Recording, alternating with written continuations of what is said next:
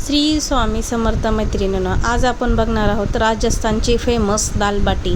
मी राजस्थान तिथं भाभींच्या घरी एकदा खाल्ली होती। इतकी मस्त लागते ना, एकदम लय खूप मस्त लागते, शब्दात बोलू शकत नाही। एकदा करून बघा, मी पण करून बघितले, नक्की ट्राय करा।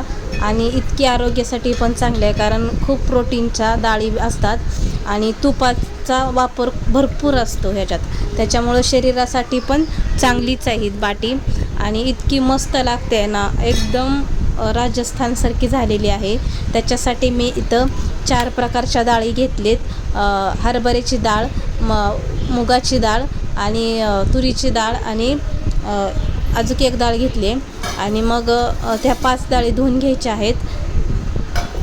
मसुरीची डाळ आहे ती, आणि 5 डाळी धुवून घ्यायच्या, कारण त्याच्यावर पावडर असते ना, त्याच्यामुळं सगळ्या डाळी ह्या स्वच्छ पाण्याने धुवून घ्यायच्या।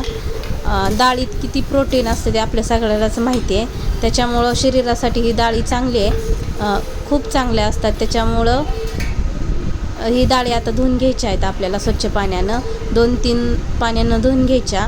आणि आपण ही थोडे वेळ भिजायला ठेवणार आहोत। थोडे वेळ म्हणजे 15-20 मिनटं आपण इकडं भिजायला ठेवणार आहे, ती साईडला ठेवून देऊया।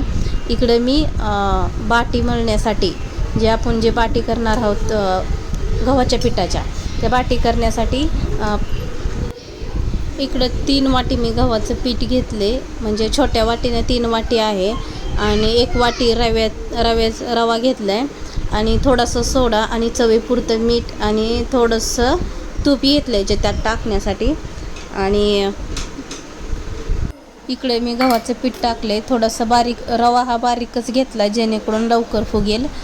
आणि मीठ आणि सोडा टाकला आहे, रवा हा बारीकच घेतला आहे, मीठ आणि सोडा टाकून घेतला आहे। आणि त्यात थोडंसं आपण जे घेतलेलं तूप होतं कडवून ते टाकून द्यायचं त्यात। आणि आता घट्ट मळून घ्यायचं। इकडे थोडासा ओवा मी चुरगाळून टाकला आहे त्यात, असं चुळून हातावर, आणि पाण्यानं ते पीठ घट्टसं मळायचं।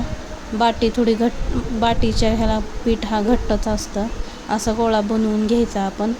इकडं आपण डाळी जी होत्या आपण भिजू घातलेल्या, त्या डाळी घ्यायच्या। डाळीत थोडंसं हळद, थोडंसं मीठ आणि तेल टाकायचं। तेल नाही तर तूप पण टाकले, मी तर ते तूप टाकले, कारण जेणेकरून मीठ आणि तूप टाकलं ना लवकर डाळी शिजतात। हरभऱ्याची आणि तुरीची डाळ लवकर शिजत नाही, मुगाची आणि ती दुसरी डाळ लवकर शिजते, त्याच्यामुळं ही डाळ शिजल्यावर बाहेर येईल कुकरच्या त्या डब्यातनं, म्हणून मी ती कुकरमध्ये शिजू घातल्या। 7-8 शिट्ट्या करून घेतल्या त्या। इकडं मी ती फोडणी द्यायला एक कढई ठेवली आहे, गरम तेल टाकलं आहे त्यात थोडं, आणि जिरी, मोहरी आणि कढीपत्ता पण टाकून दिला त्यात। नंतर थोडीशी मिरची आणि थोडीशी लसूण त्यात टाकला, आणि थोडंसं हे होऊ द्यायचं, त्याला तळू द्यायचं, कारण लसूण नंतरच टाकला मी, कारण लय काळा झाला असता पहिल्यांदा टाकला असता, म्हणून नंतर टाकला आहे लसूण।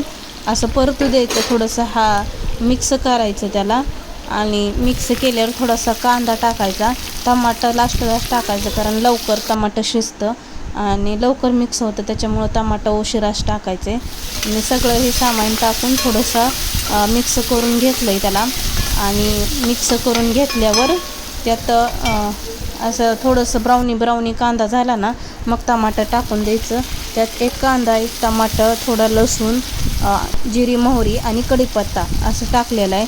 इकडं मी लाल मिरची, थोडी आपली घरगुती लाल मिरची आहे तिखट ती, आणि थोडीशी बेगडी मिरची आणि हळद टाकले त्यात फोडणीसाठी, आणि ते पण मिक्स करून घ्यायचं।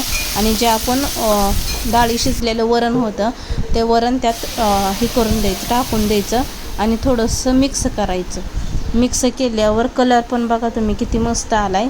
आणि त्याच्यावर थोडीशी कोथिंबीर चिरून टाकायची।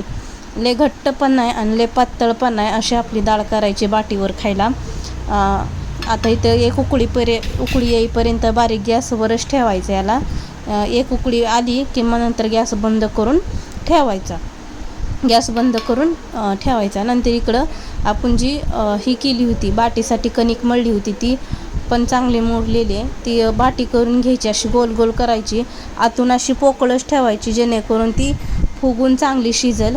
आणि आपल्याकडं आता भांडं तर बाटीचं नाही आहे. राजस्थानी त्यांच्याकडं ना भांडं असतं ते ओव्हन ह्याच्यासारखं, असं कुकरसारखं भांडं असतं, ते जाळीवर ठेवतात आणि त्यांच्या कशा मोठ्या मोठ्या असतात.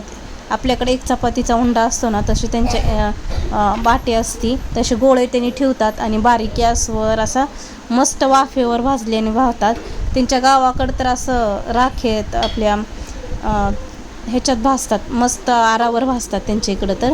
पण तसं इकडं काय पॉसिबल नाही आहे, त्याच्यामुळे माझ्याकडं भांडं पण नाही आहे. त्याच्यामुळं मी आप्याच्या भांड्यात करणार आहे.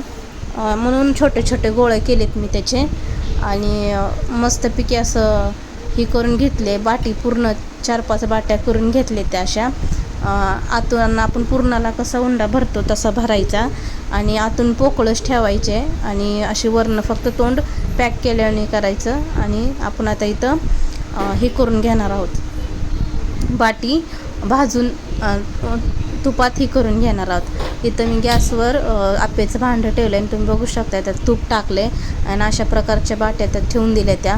आणि गॅस हा बारीकच केला आहे जेणेकरून आतून पण ते भाजली जाईल खमंग. आणि ब्राउनी कलर होईपर्यंत चांगली भाजायची, जास्त गॅसवर नाही भाजायची, जेणेकरून आतून कच्ची राहील. आणि हळूहळू थोडंसं तूप त्यात सोडत जायचं. तूप जास्त लागतं याला करताना किंवा खाताना पण तूप जास्त लागतं. तुपाचा वापर जरा जास्त असतं, कारण राजस्थानच्या तिकडं तुपाचं प्रमाण जास्त असल्यामुळं ते तूप ह्याला जास्तच लागतं. आणि अशा तूप टाकून पूर्ण भाजायचं, खमंग वास येईपर्यंत आणि लाल होईपर्यंत भाजायचं. बाटी आतूनपर्यंत भाजली पाहिजे. इकडं मी चुरमा करून घेणार आहे आता. कोण मिक्सरमध्ये ही बाटी टाकून चुरमा करून घेतो, पण मी असं देशी त्यांच्या गावाकडे कशी करतात तशा टाईपचा करणार आहे. आम्ही 2-3 बाटी असे चुरले त्यात तूप टाकलं आहे, त्यात गूळ टाकणार आहे आणि कोण विलायची पण टाकतं आणि असं हातानंच मिक्स करून घ्यायचं, चुरून घ्यायचं आहे. आणि अशा प्रकारे मस्त दाल बाटी चुरमा एकदम मस्त लागतो. एकदा नक्की ट्राय करून बघा, इतका छान लागतो ना खायला पण. तुम्हाला कशी वाटली रेसिपी एकदा मला कमेंट करून सांगा.